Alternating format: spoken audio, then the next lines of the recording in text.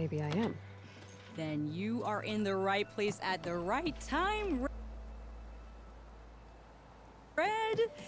How would you like to be the proud owner of the world's first machine-enhanced, Explosive, done in one, machine wrecking. yet perfectly safe, javelin thrower?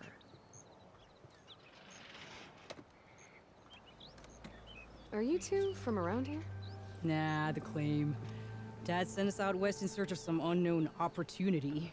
They Said both we'll look know it like when we people see I it. used to Sounds work like with. you had other ideas. Let's just say that opening another trading post for my parents isn't how I want to make my mark in this world. They sound just like them too.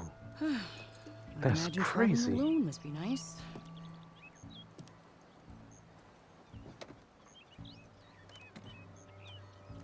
So she's your partner? My apprentice and my sister. She's why we're out here. There was an incident. Another incident. Involving explosives? Ba-boom! And Dad's precious homebrew. He shipped us out the next day. Huh. You blew up Tell your me dad's more house? about this weapon of yours. Saw a scroll when I was a kid by some Karja scholar who wandered out west. Had a scary drawing of a Tenakth warrior hunting with a kind of javelin thrower. Effective? Yes. Basic? Undoubtedly. But coming out here made me remember it. And I am on the brink of vastly improving the tool's archaic design. Whereas I will perfect it. I can use machine parts to enhance the user's throw, increase the projectile's velocity. Well, Boomer here is adamant that enhancing the projectile is better. Namely with explosive tips. Boomsticks. Why not both? That could work. There's one small snag. I need the parts to make the first working model. Well, for starters, I'll need... Charger horns. Intact. Yeah, that. Just be sure to shoot them off before the machine goes down. Otherwise, they break. But the real innovation, and keep it to yourself, is a fang horn rib. There's a mean one east of here. Blow it sky high. Boomer! You get him for me. It's yours. My treat. You have a deal. Cool.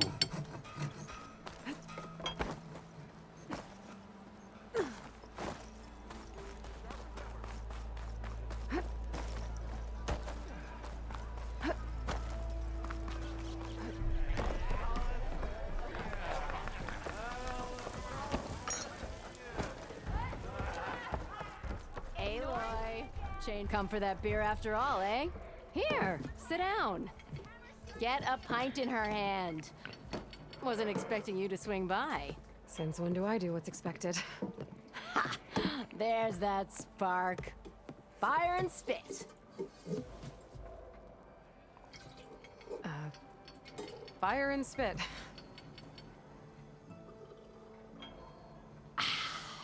That's a blast from the bellows. Won't fix the forge, but at least I can forget about my troubles for a while. Like what? Well, things aren't as bad since you got this place running again. But we still got Olvin grating the gears about his concession decree. If you don't put that down, I'll come over there and show you how that game ends. Anyway, right now, I'm just There's worried no about words? those refugees out from Sunfall.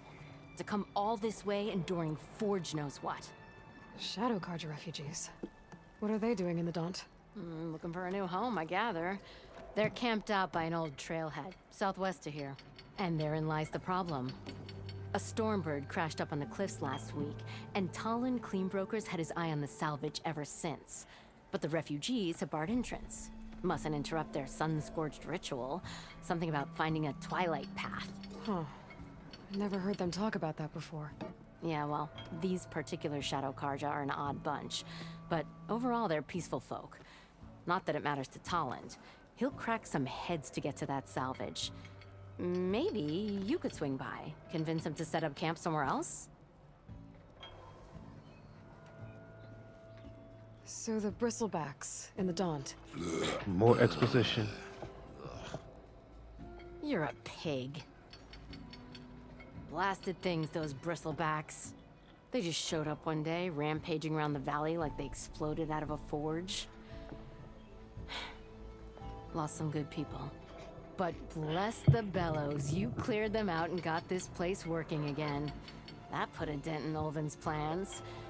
Now, if only there was some way to smash them all together and run them out of town. But how could Bristlebacks and the Daunt help Ulvund? 2 words. Concession decree. Since no one knows where the Bristlebacks came from, Ulvund has taken to blaming the Karja for him. He's hoping to dig up enough old resentments to get a strike going until the concession's signed. This is just his latest attempt. He's been trying to rile up the workers since the day he rolled into town. About that, I think the Bristlebacks came out of Ulvund's old mine. Now there's a spark that could light a fire. Can you prove it? I'm working on it. By the forge. Grab my ear if you nail it down. I thought you'd be back in Freeheap. Well, after the big battle at Meridian, I went back. But realized it was running smooth. Didn't need me. Heard about the rebuilding out at Barren Light. Figured they could use another hammer. Been scraping by ever since. You could always leave. And go back east? Nah. I ain't one to leave a lit forge. Besides, someone's gotta be a squeaky wheel for the workers around here. What else can you tell me about the Shadow Karja refugees? Well, they don't call themselves Shadow Karja for one. At least, not anymore. They're some other brand of sun-crazed. But whatever side of the sun they're on, they're peaceful through and through. Don't seem to want for nothing except a place to live, pray, and just enough food to keep from starving. So they're just camped outside by a trail, blocking entry to a wrecked Stormbird, waiting for what exactly? Don't rightly know, but I'll tell you this. Should they ever wise up and salvage it, a Stormbird heart is worth a lot. And if they get there first, then by Ostrom law, it's theirs. Not that Tolan Cleanbrokers ever lost sleep over any law breaking.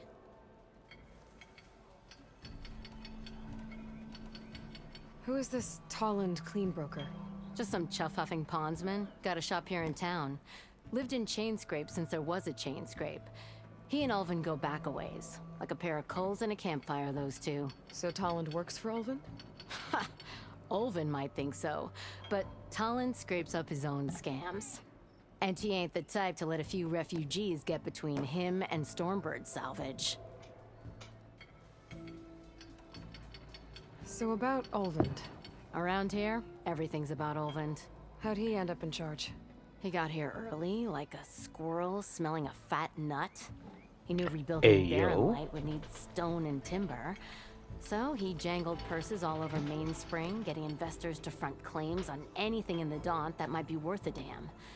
Thing is, all the bankers back home know that this is Karja land, and the Sun King can revoke those claims at any time. That's why he's desperate for the magistrate to sign off on a concession decree.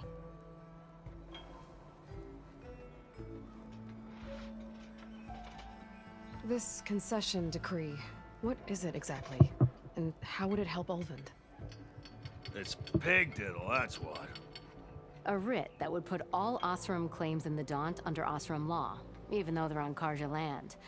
It would mean that any existing ore, stone, and timber claims couldn't be revoked by the Karja. No more risk, no more hesitation for investors back in the claim to pour in the shards and expand their business. And since Ulvund has a stake in all those claims, it would make him richer than a scrapper in a junk heap.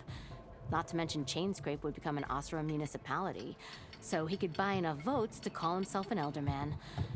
He's a sly old badger, I'll give him that. Figures if he keeps up the pressure, eventually the magistrate will sign. Well, if I'm up that way, I'll talk to the refugees. Try to convince them to move. Much appreciated. They have it rough. Don't need Tollan making it rougher. Petra said Tolland has a shop here in Chainscrape. I could have a word with him first. I'm gonna cut it here because I've underestimated how tired I really am. Good morning. I might play a little later. I'm gonna go take a nap. Have a great day, guys. Stay hydrated.